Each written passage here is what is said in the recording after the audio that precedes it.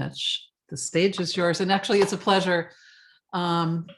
Really, from the maker world, you know, Mitch is probably like the OG of makers for so many people. He's traveled around the world. He's taught many, many people how to solder. He opened probably one of the first hackerspaces, maybe even before they even existed. I don't know, in San Francisco. But we're really lucky to have Mitch today. And I'm going to turn it over to you, Mitch. Thanks, Sherry. Yeah, it's totally cool to be doing a workshop here. This has been such a fun event, and thanks for doing all the amazing organizing and Joe doing all the amazing coding for the site and everything. So I'm gonna try to finish on time what would have been on time. So I'll whip through these things. Let me get my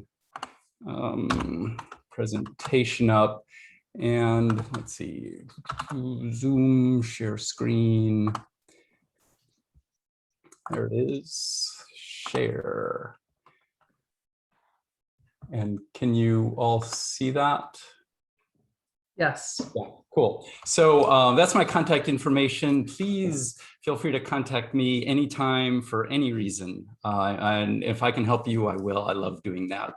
And I've done a bunch of cool things I think are cool in my life. And there's just, you know, a few highlights. But let's see, I need to change screen so I can change slides. When there's not a pandemic, I often go around the world giving talks and workshops all the time. Now that there is, it seems to be all online, and that's kind of fun too. But wow, won't it be great when we can all get together again? And let's see, I'm going to try to keep an eye on the chat, but if I miss a question, Sherry, can you please let me know? And if you have questions along the way, please feel free to interrupt me and ask any question, okay? So let's see, so back to slides here. I make lots of different kits for teaching people to solder, people of all ages, small workshops, big workshops, at schools, at conferences, hacker conferences, maker fairs, whatever. It's just fun when people get together to solder. It's even fun when you do it on your own. But when people come together and do it, it's even more fun. So today I'm going to use this kit, which is my latest project, as an example of what you can solder. But don't worry, you don't need the kit. I'm going to show you everything you need to solder. And this kit just has a bunch of things that show you typical aspects of soldering that are really useful. First, I'm going to go over how to solder, but I did want to show you, oh, and this is of like everything I do, open source. I made this so that people have fun soldering, and also for learning how to program your own synthesizers if you want to. That's optional, and also optional is learning digital signal processing, which I'm going to go over just super briefly here, but first a live demo. I have 3 video cameras here. One is this one here. I have this close-up one here. You see my fingers there, and then this sort of broader view, but I'll take the broader view one and just point it over here. Can I even see? Yeah, so here is a built kit, and if you turn it on, it makes wonderful noises. And it has lots of different sounds. This is the one it comes with, but there are other synthesizers that I've made that make totally different sounds. And here's a couple of other ones here that I'll show you if we have time after the workshop, after I show you how to solder. So let me put this one back where you can look at our soldering setup. And next slide here. So with digital signal processing, this is super broad overview. We have real sounds in our real world, and then that's called analog. We want to put it into a computer, which is called digital. So we need an analog to digital converter. And then we store the numbers that are generated from that in memory.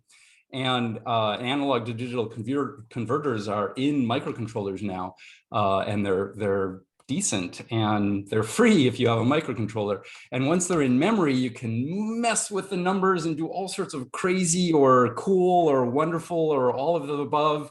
And then you do the opposite, digital to analog converter, put it into an amp and a speaker, and then you get really cool sound and hopefully music and noise, which is also wonderful.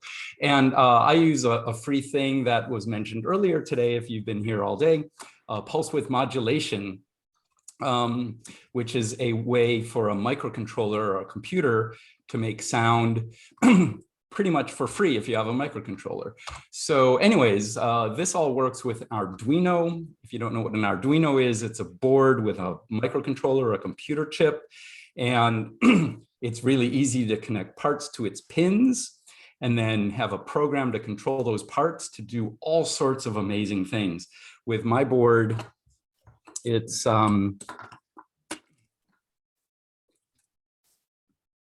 this part is an Arduino board built into the board that I designed. And then there's an audio amp and speaker here. And then there's a touch keyboard and a couple of buttons and a couple of knobs. And this all will work on any Arduino board. You have to add the other things if you don't have my board.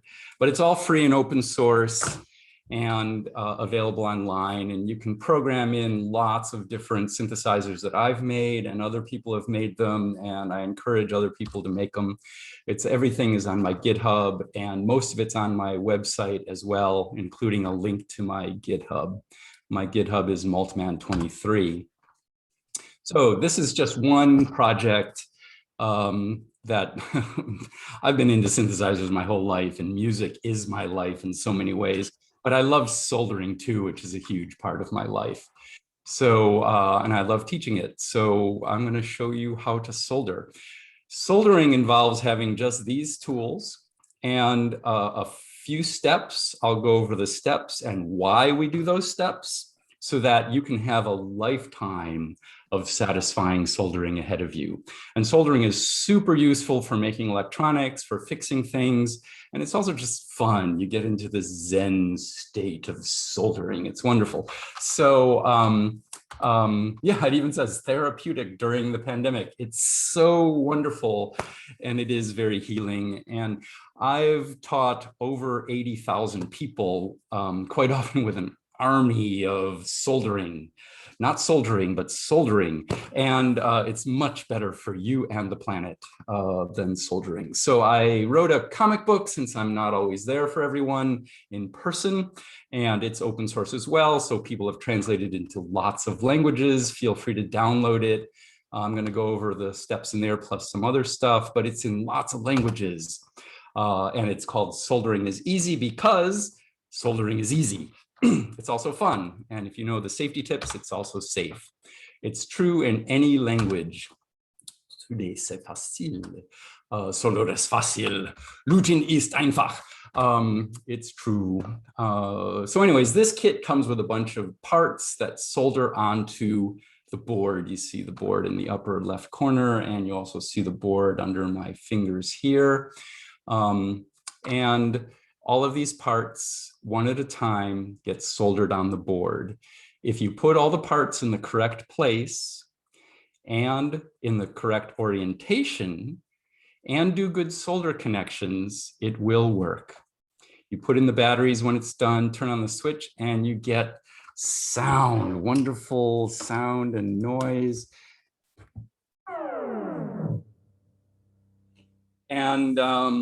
And you can make lots of cool things, as well as, depending on the sounds you're making, annoy your friends and family and neighbors, which is perhaps fun too.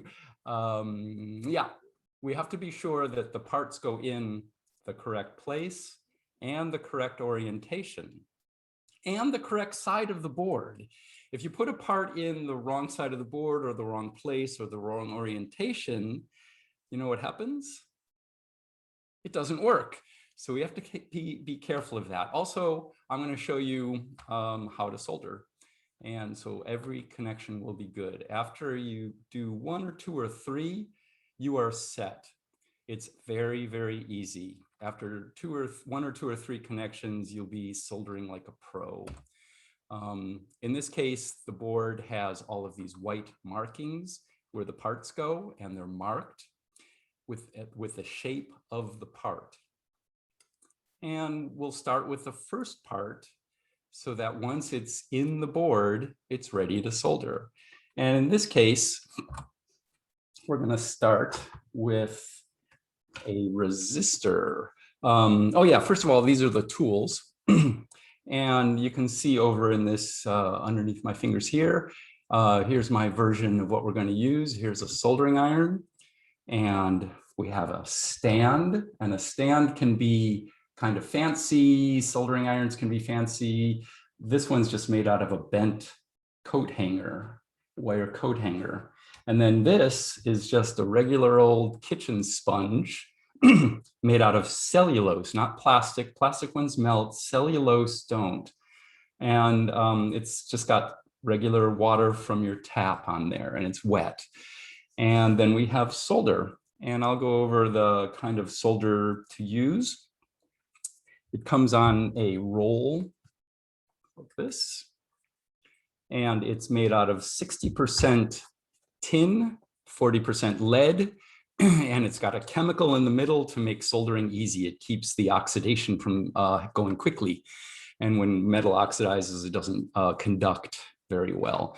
So it does have lead in it, which is toxic, but we need that lead to solder well.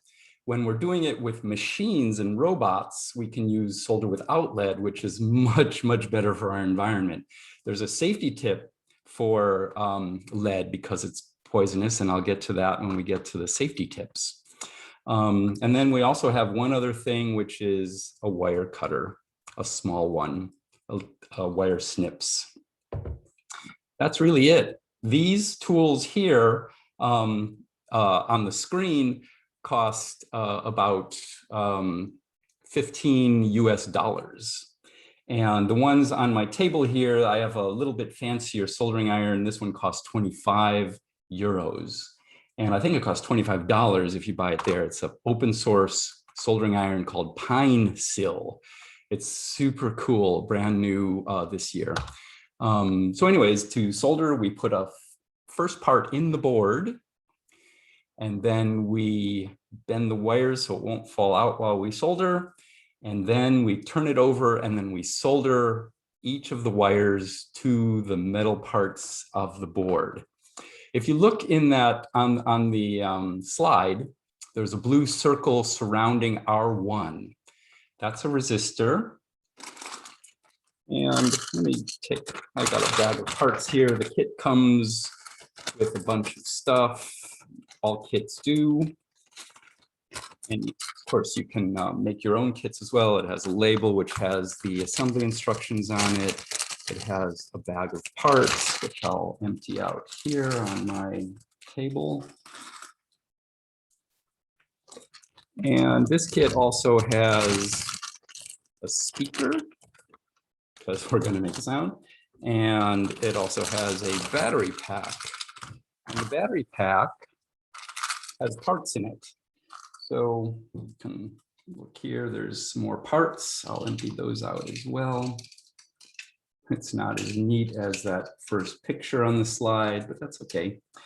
Yeah, and we can put 3 batteries in here after we solder this, and this will be the last step, soldering this to the board. And then there's a switch here, and you turn the switch on, and then we can rock and roll.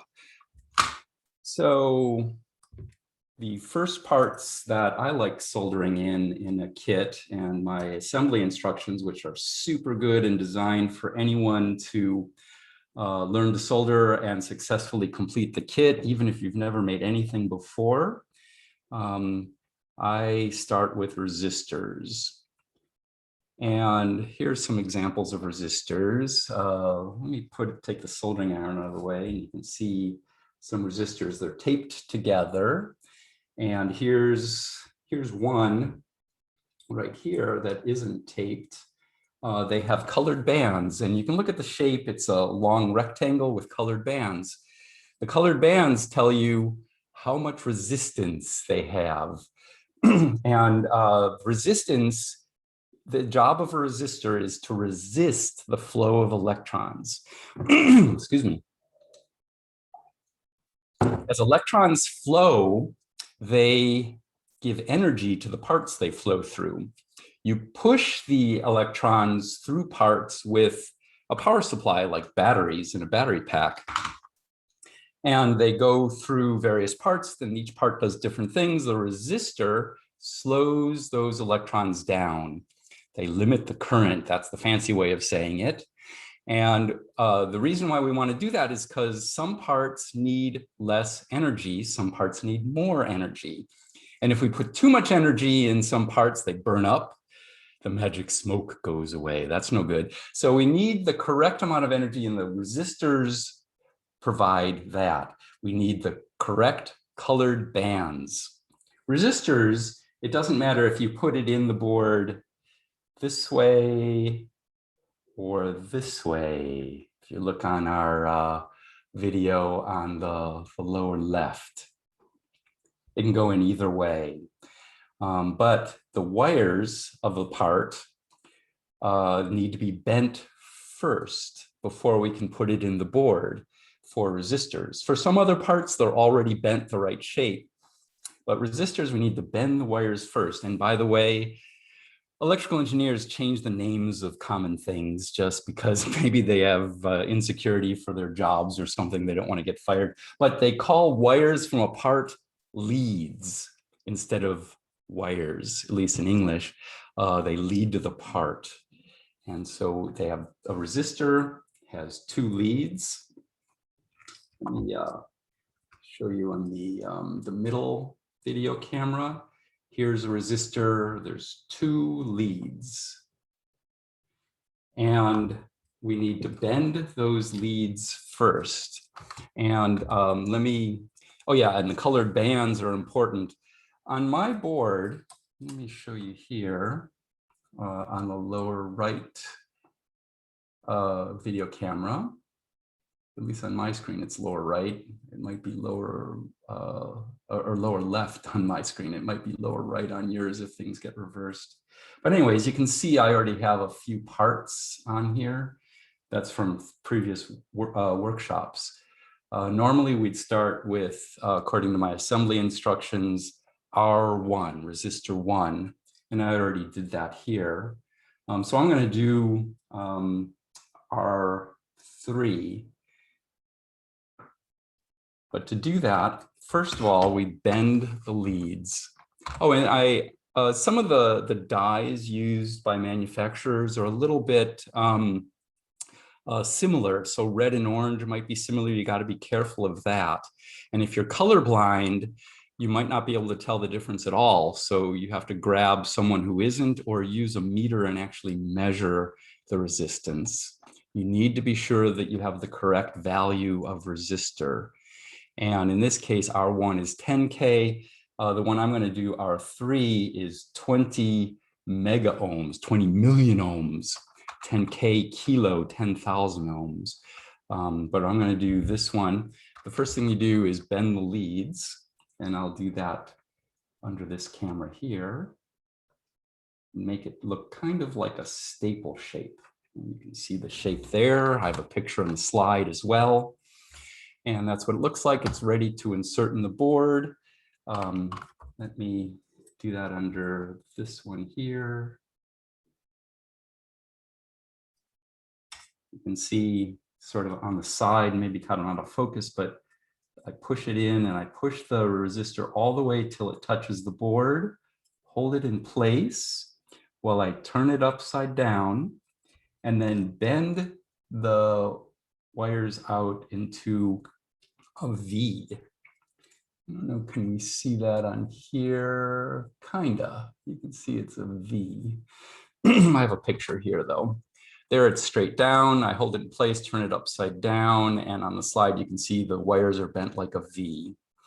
And now it's in place. You just lay it on the table. You can look in the middle video, and it's ready to solder. And by the way, those circles on the board, or sometimes squares, sometimes other shapes. In this case, all of them have holes in it, and those are called pads, landing pads for parts. And that's where we're going to solder. And to solder, let me demonstrate with this one, which is not plugged in. You hold it like a pencil, and you hold it underneath with these two fingers. Use the same hand you use for drawing and writing. And then you can aim the tip exactly where you want it. Look in the middle one again. And you can see I can aim it directly at a pad. Very good. And then you take some solder. Here's some solder wire. I like taking 3 fingers and wrapping a few, I can take from here, I can just wrap around like this. And then this is really flexible. I just break it off. And then I have this little spool of wire that's really easy to hold in my other hand and feed it in and melt it on the lead and the pad I'm going to solder. And I have pictures to show you how that works. Again, I'm going to show you all the steps and why we do it. And then I'll show you the actual soldering. So bear with me while I show you the steps and why we do it. But when I'm holding the wire, I can hold it in my palm. Look under this video camera. Hold in my palm, and then with the same 2 fingers on that hand, I can now aim this. Let's look in the middle one again. I can aim that right at anywhere I like, hopefully on the pad and the lead. And I'll have my soldering iron there, which is really hot enough to melt this wire. And it will make a good physical and electrical connection. So that's how to hold a soldering iron. I already went over about the kind of solder. There's also 6337. That's tin, 63% tin, 37% lead. But we do want lead. When we're doing it with machines, no lead, that's important. But for ourselves, we want lead because the fumes in the non-lead solder is really nasty. It hurts my lungs when I do it. So I assume it's bad for other people as well. But if you can only get solder without lead, that works too. It's just not as, it doesn't flow as nicely, but it works. Just make sure you got a well-ventilated space. The chemical inside of solder with lead is mostly sap from a pine tree. So it's kind of like sitting around a campfire. It's not like super great for your lungs, but it's not horrible either. So safety tips. The soldering iron tip gets to be, let me turn this one on and we'll start heating up. This one, by the way, has a little meter built into it. Can you read that? Maybe you can read it better on this one.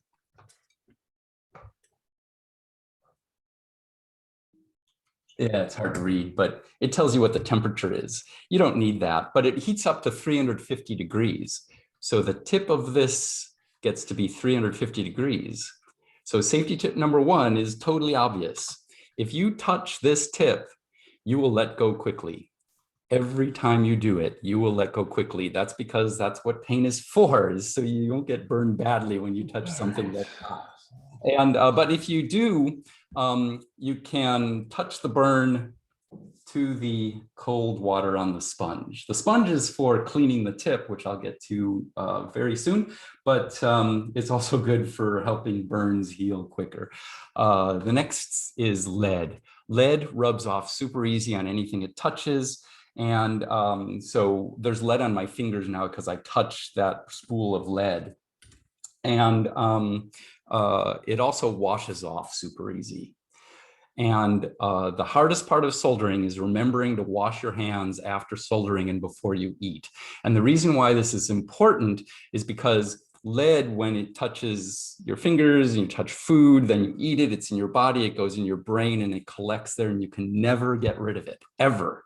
And there's already lead in our brains because it used to be in all petrol, it used to be in all paint for painting walls, so that we don't want to add more, because eventually, it takes a lot, but eventually if you're not careful, you get lead poisoning and it makes you really aggressive and people won't like you because you're mean. So if you want to keep your friends, remember, wash your hands after soldering and before you eat. It washes off super easy. The third safety tip comes when we use the wire cutters, which is coming up very soon. Okay, so there's two secrets of good soldering. Let's check out under the middle camera again. This is now hot enough to melt this solder wire, which melts at 185 C, and this is the tip is at 350 C. But so check that out, and that smoke that you see going off. I don't know if you can see the smoke. I sure can. But that smoke is the vaporizing pine sap. Okay, not vaporizing metals. So it's hot. To clean the tip, we want to make sure that the tip does not have excess solder on it. So take the end of the plastic here, and I'm going to do that over here. I'm going to bang on this plastic 3 times on the table lightly. So here I'll go 1, 2, 3. And you can see over here, maybe, you can see over here, there's a little blob of solder that hit the table. We don't want it on the board. If it makes a connection between 2 pads, that's a connection we don't want and it won't work. But if we bang it on the table, it cools down in about a quarter second. We can just move it away where it won't hurt anything. So the excess solder is gone. Now we push it down on the hot sponge and swipe, then rotate the soldering iron to the other side, push down and swipe. And you can see some dirty oxidized metal on the sponge, but the tip, look in the middle one, is nice and shiny silver and ready to solder. If it's clean, we solder well. If it isn't, it gets in the way of the flow of heat and we don't solder so well. That's why we have to do that. And at 350 degrees, oxidation happens quickly. So remember, we need to clean the tip before every solder connection. And I'll show you an exception to that later. But in general, clean the tip before every solder connection. That is the first step of good soldering. Clean the tip is the first step. And to do that, it's this fast. We're going to do it a lot, so get used to it. Look in the wide camera here. We go bang, bang, bang, and then swipe, rotate over and swipe. It's that fast. Okay. So here's how to solder. Let me go through the pictures first. On the slides, see the soldering iron tip is touching the pad and the lead that we're going to solder. And then we're going to heat it up for about a second. And then we feed some solder in. And this is important. When you feed the solder in, we want the solder to melt on the bottom of the tip so it will melt on the pad. And all on its own, the melted metal, as long as it's melted, will flow around the pad and surround the lead to make our good connection. And we're going to feed in, let's see, on this camera here, the middle camera, I'm going to feed in about this much. And it's plus or minus is okay. If you do too much, that's no good. If you do too little, it's no good, but it's super easy to fix either way. So don't worry about being careful. When you're first learning, people want to be too careful and that won't work. So I'll show you the rhythm, and the speed of the rhythm is important. There's a rhythm to soldering, so you get into that perfect Zen therapeutic state of soldering. So anyways, we're going to feed in about that much and it'll melt as soon as it touches the hot tip, if the tip is clean. Then we keep the tip down after we pull the solder away, because we need that tip on there to keep the metal melted so it flows nicely. That's the second secret of good soldering. The first is clean the tip before every connection. The second is Keep the tip down after you pull the solder away. And this will become clear really soon as I show you this rhythm. After you keep the tip down for a second in the melted metal to let it flow, then you lift it up and you have a perfect solder connection.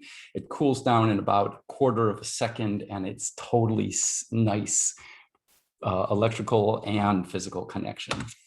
Okay, so let me, and then you have a perfect connection. But let me go over this rhythm here. So the first step of good soldering, first step, clean the tip. So let's look under our video cameras here. Bang, bang, bang, swipe, swipe. That's the speed. Okay, again, bang, bang, bang, swipe, rotate, swipe. Okay, then imagine there's a board here. You put it down on the pad and the lead, push solder in, pull solder out, keep the tip down to let this melted metal flow, lift. That's the rhythm. Okay, you have to clean the tip, down, in, out, wait, lift. Clean the tip, down, in, out, wait, lift. That's the speed as well. Clean the tip, down, in, out, wait, lift. Got that rhythm? That's the rhythm of soldering. And if you got that rhythm down, you will solder well for the rest of your life. There's a couple other things that I've already shown, and I'll stress those again, but that's the rhythm. Clean the tip, down, feed solder in, out, wait for the solder to flow, lift. Clean the tip, down, in, out, wait, lift. Okay, that's it. Now let's actually solder. Let's look at the middle camera. And is that, yeah, okay. So I'm going to clean the tip. It's nice and shiny silver. I put the soldering iron tip down. I feed solder in under the tip. Feed in, out, wait, lift. Did that look easy? That's because it is. Okay, so I'm going to do the other one. Clean the tip. Oh, I can rotate the board to make it easier on me. I only want to touch one pad and lead. So push down, in, out, wait, lift. And that is all there is to it. And after you do 1 or 2 or 3 of those, you will be good at soldering. It actually is very easy. Now, let me show you on the pictures on the slides what a perfect solder connection looks like. If you look on the side, you can see a little teeny mountain, a little teeny Mount Fuji or Mount Shasta. And if it's flat, that's not enough soldering. It's not enough solder, and that means there's not a good connection where you want one. If the solder does not cover the entire pad, you can see here that one solder connection on the upper left covers the entire pad. If you can see any of the pad, or you can see sort of where the hole is, also not enough solder. And if that's the case, just do the whole thing again as if you're starting from 0. Clean the tip, down, in, out, wait, lift. And then it should be perfect. If you have a connection between 2 pads that you don't want because you put too much solder in, not a problem. Clean the tip and then just swipe it across the area of the board between the pads where you don't want the solder. And that should clear it up because the solder sticks to the tip usually. You might have to do that 2 or 3 times. Okay, so that's really all there is to it. After you do all of the leads of one part, then we need to cut the excess wires off. And so let's see, can I see that on here? It's kind of hard to see with the video camera, but maybe you can see with this one here a little better. Yeah, I think so. So normally you keep the board on the table. Let me just show you the picture here. We want to cut here. Look here. There's two sides of the wire cutter. There's a flat side I'm showing you now, and I'll rotate it over so you can see the deep grooves. We're going to cut with just the tip of the wire cutter where we have most control. And we want to just put that down on the board. Now, let me show you that picture again. Oops, wrong way. Put that down on the board, just like on the slide. But see, on the slide and here, I'm holding the wire when I cut it. I push this down all the way. You don't have to be very careful. Just let it fall down all the way. And then with the tip of the wire cutter, cut. And normally, like I said, it's on the table. But then you have this little piece that you can just push away. If you don't hold the wire when you cut it, the wire turns into a missile and flies into your eye or someone else's eye. So that's the third and final safety tip. Always hold or cover the wire when you cut it. If the wire is too short to hold, then you can just put the wire cutter in place, cover it with your finger, and then cut, because those little pieces of wire love flying into eyeballs. And don't let that happen, because you want to keep your eyeballs and your brains and everything else. So if you do these three safety tips, if you know this 3 safety tips, then you're fine. And again, that's the tip is hot and wash your hands after soldering and before you eat, and hold or cover the wires when you cut. And that's all there is to it. When it's done, you don't have any wire sticking down off the board. If there's little bits of wire sticking down and the next part over has a little bit, they can bend and touch. And if they touch, that's a connection we don't want and it won't work. So make sure you don't have enough wire that can bend and touch. If the wire is already short enough because of some parts they're already short, and after you solder them, there's no way they can make a connection and that you don't want, then there's no need to cut. So no need to do it. But for resistors, you do. Here's 2 perfect solder connections. And that's really all there is to it. I'm just going to go quickly over some stuff. If you do one part, then the next, then the next, then the next. In this kit, it looks like this.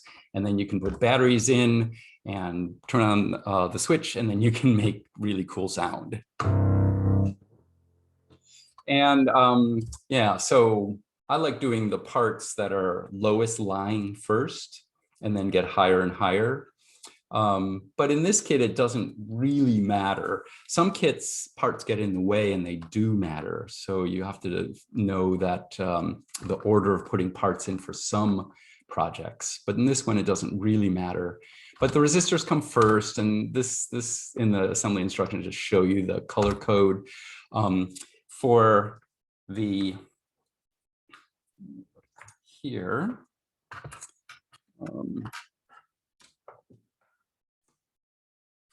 Here's 2 parts. This one here is the socket for the microcontroller. This one here is the microcontroller, the computer chip. These can go in the board 2 ways. We're going to solder this one in.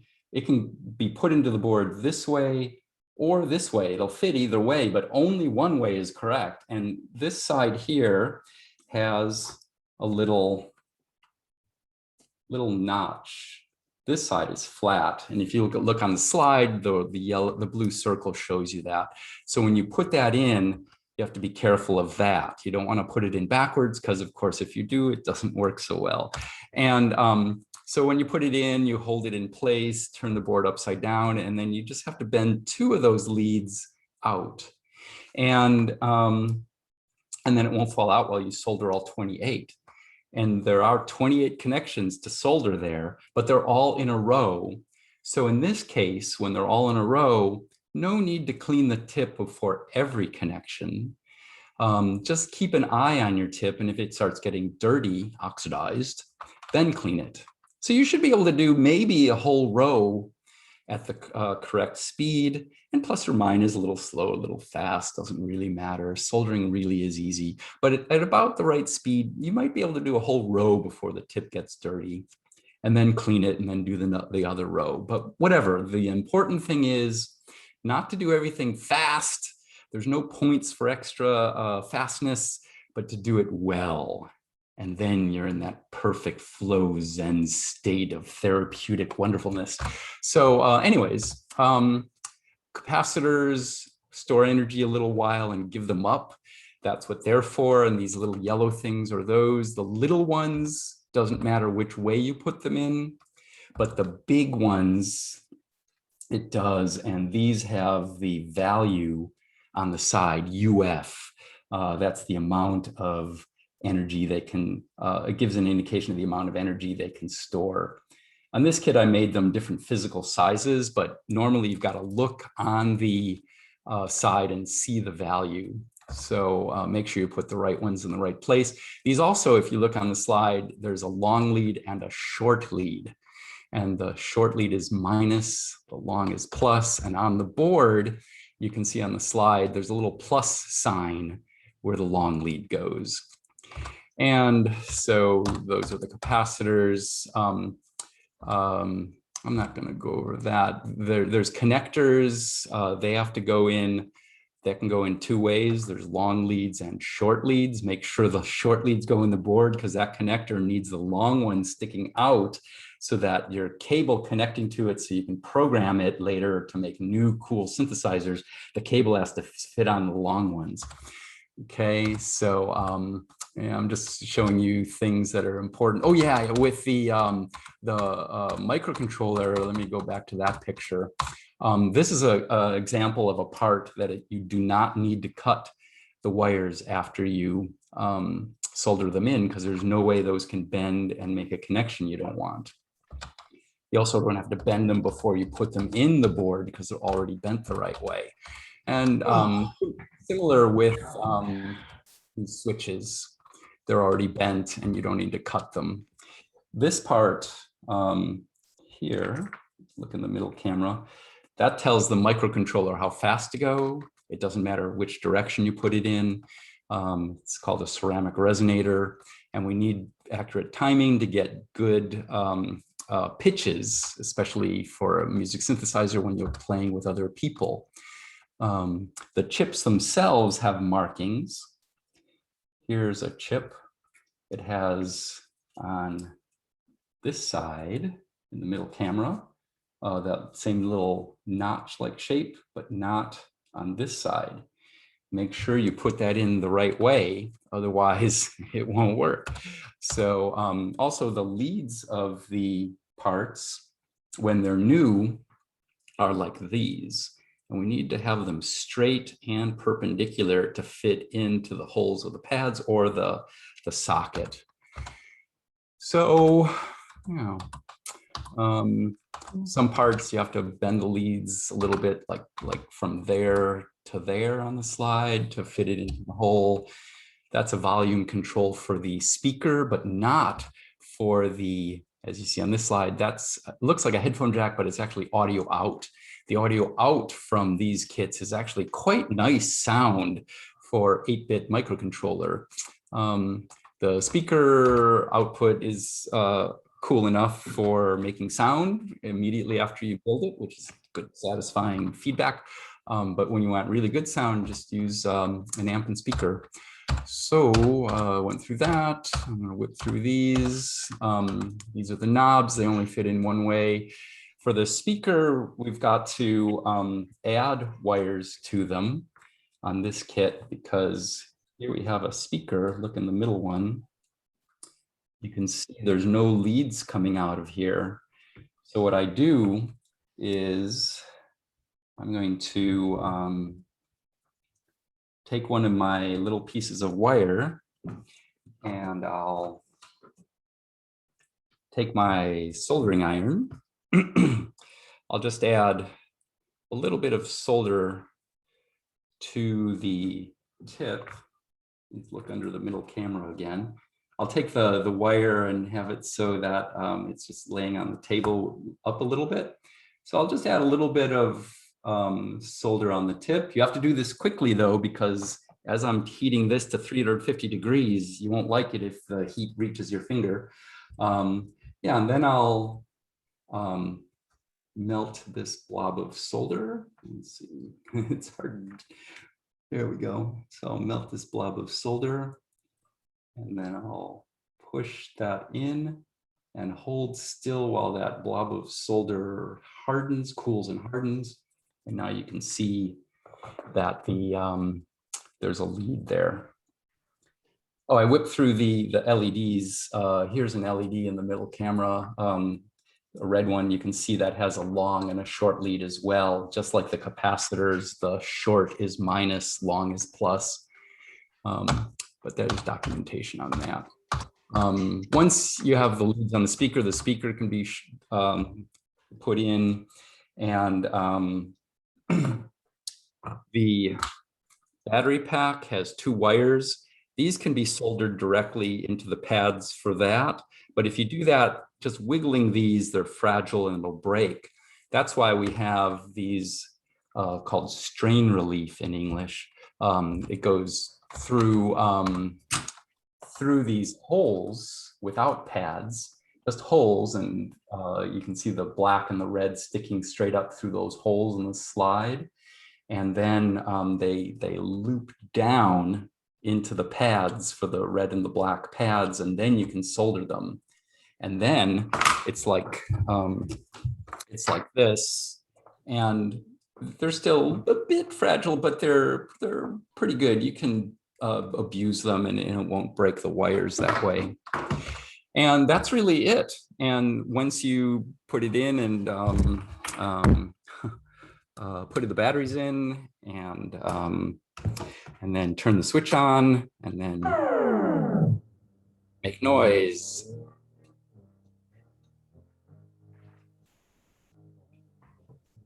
Cool.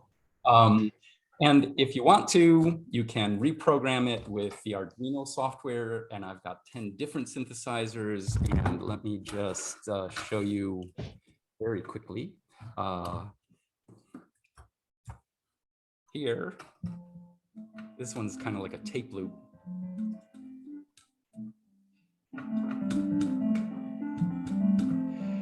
And then you can adjust the speed and all sorts of things. There's presets where you can have some nasty sounds as well.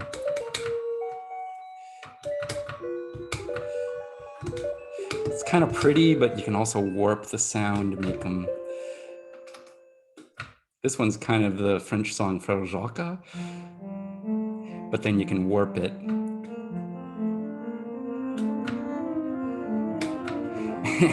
And then just one more example for people who like noise like me. This one does XOR functions.